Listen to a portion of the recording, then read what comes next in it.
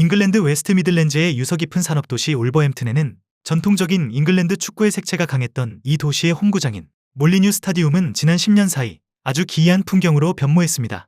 선발 라인업을 채운 선수들의 국적은 잉글랜드보다 포르투갈이 더 많았고 관중석에는 포르투갈 국기가 휘날리고 있죠.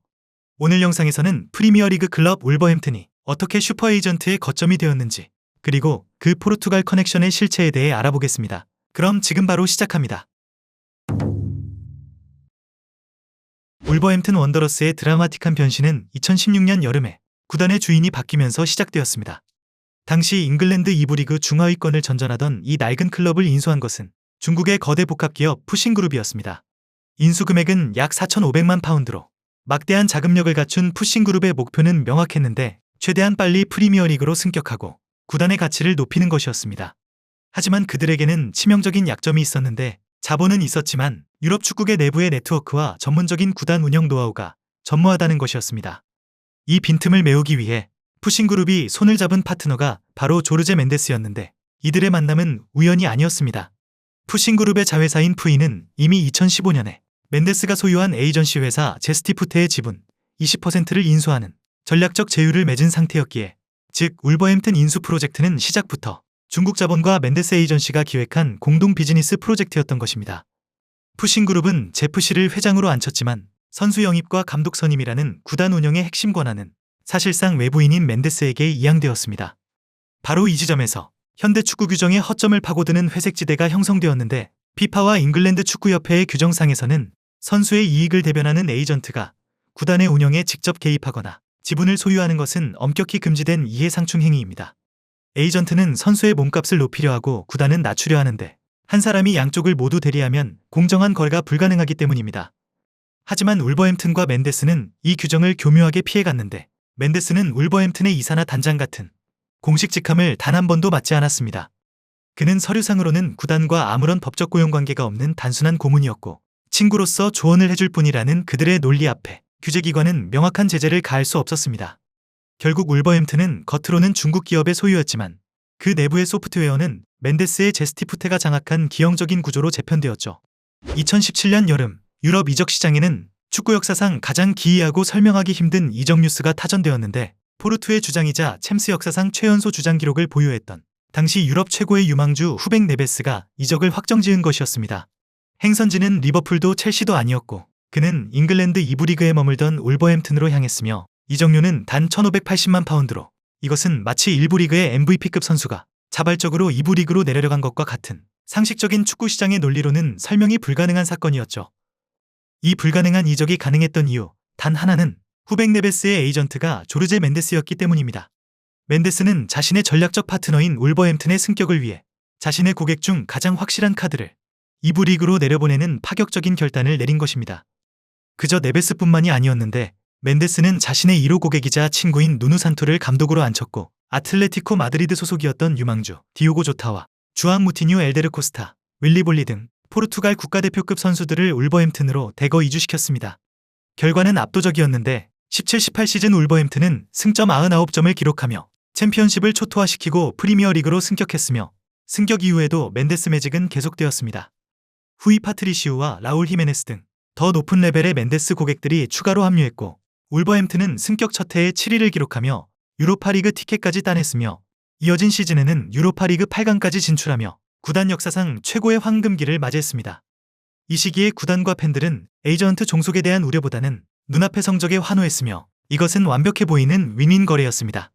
구단은 멘데스의 네트워크가 아니었다면 꿈도 꾸지 못했을 월드클래스 선수들을 싼값에 영입해 성적을 내었고, 반면 멘데스는 자신의 고객들을 세계에서 가장 주목받는 무대인 프리미어리그에서 뛰게 하며 그들의 시장 가치를 폭발적으로 높이면서 울버햄튼은 멘데스 선수들을 위한 최고의 쇼케이스 무대였습니다. 하지만 2020년대에 접어들면서 울버햄튼과 조르제 멘데스의 관계는 미묘하게 변질되기 시작했습니다. 초기의 파트너십이 구단의 성장을 위한 윈윈이었다면 점차 그 균형은 무너지기 시작했고 구단이 멘데스의 사업을 위한 도구로 전락하는 주객전도 현상이 나타났습니다. 이러한 식민지와의 폐해를 가장 적나라하게 보여준 사건은 2020년 여름 파비오 실바의 영입이었습니다. 당시 울버햄튼은 포르투의 18세 유망주 파비오 실바를 영입하기 위해 무려 3,500만 파운드라는 구단 역대 최고 이적료를 지출했는데 1군 무대 검증조차 제대로 되지 않은 10대 선수에게 지불하기에는 상식 밖의 거액이었습니다. 더욱 충격적인 것은 이 계약의 이면이었는데 현지 언론의 보도에 따르면 이적료 중 상당 부분이 선수의 원소속팀이 아닌 에이전트 수수료 등으로 빠져나갔다는 의혹이 제기되었습니다. 팬들과 전문가들은 이러한 영입들을 두고 울버햄튼이 전력 보강을 한 것이 아니라 멘데스에게 현금을 송금해 준 것이나 다름없다고 비판하였으며 실제로 파비오 실바는 프리미어리그 적응에 실패하며 구단 재정에 심각한 타격을 입힌 최악의 영입으로 남았습니다. 이뿐만이 아니었는데 구단은 멘데스의 고객이라는 이유만으로 팀에 꼭 필요하지 않거나 폼이 떨어진 선수들을 비싼 값에 영입해야 했으며 발렌시아에서 겉돌던 게데스를 2,750만 파운드에 영입한 것이 대표적이죠. 이는 멘데스가 다른 구단에서 처리하기 곤란해진 악성 재고를 울버햄튼이라는 창고에 떠넘긴 것이 아니냐는 비판을 피할 수 없었습니다. 멘데스의 영향력은 선수 영입을 넘어 구단의 머리인 감독 선임까지 완벽하게 통제했는데 팀을 승격시킨 영웅 누누 산투 감독이 떠난 후에 후임으로 온 브루노 라즈와 훌렌 로페테기까지 울버햄튼의 지휘봉을 잡은 감독들은 예외 없이 모두 제스티프테 소속, 즉 멘데스의 고객들이었습니다. 구단은 감독이 필요할 때 전 세계의 유능한 지도자들을 검토하는 것이 아니라 멘데스의 고객 리스트 안에서만 대안을 찾아야 했습니다. 이는 구단의 철학에 맞는 감독을 선임하는 것이 아니라 에이전트의 입맛에 맞는 인사를 앉히는 회전문 인사였습니다. 2023년을 기점으로 멘데스와의 파트너십이 청구한 거액의 계산서가 울버햄튼 구단 사무실로 날아들기 시작했고 그것은 바로 프리미어리그의 재정 규제인 PSR 위반 경고장이었습니다. 지난 몇 년간 실바 게데스 쿠냐 등 멘데스 라인의 선수들을 시장 가치보다 비싸게 영입하고 그들의 높은 주급을 감당하느라 구단의 장부는 붉게 물들어 있었습니다. 3년 누적 손실액이 허용 한도를 초과할 위기에 처하자 울버햄튼은 선택의 여지 없이 강제 매각에 돌입해야만 했죠. 제국이 해체되는 과정은 매우 빨랐는데 그 시작은 팀의 주장이자 상징이었던 후백 네베스의 이적이었습니다. 그는 전성기의 나이에 4,700만 파운드의 이적료를 남기고 사우디아라비아의 알힐랄로 떠났으며 이는 네베스가 원했던 이적이라기보다는 구단이 급한 불을 끄기 위해 가장 비싸게 팔릴 수 있는 자산을 처분한 것에 가까웠고 뒤이어 중원의 핵심 마테우스 누네스마저 맨시티로 팔려나갔습니다. 해체 작업은 2024년과 2025년에도 계속되었는데 팀의 에이스였던 페드로 네투가 첼시로 갔고 주장 맥스 킬먼이 웨스트햄으로 떠나면서 멘데스가 구축했던 황금 세대의 주역들은 뿔뿔이 흩어졌고 그들이 남긴 이적료는 오직 구단의 적자를 메우는 데 사용되었습니다.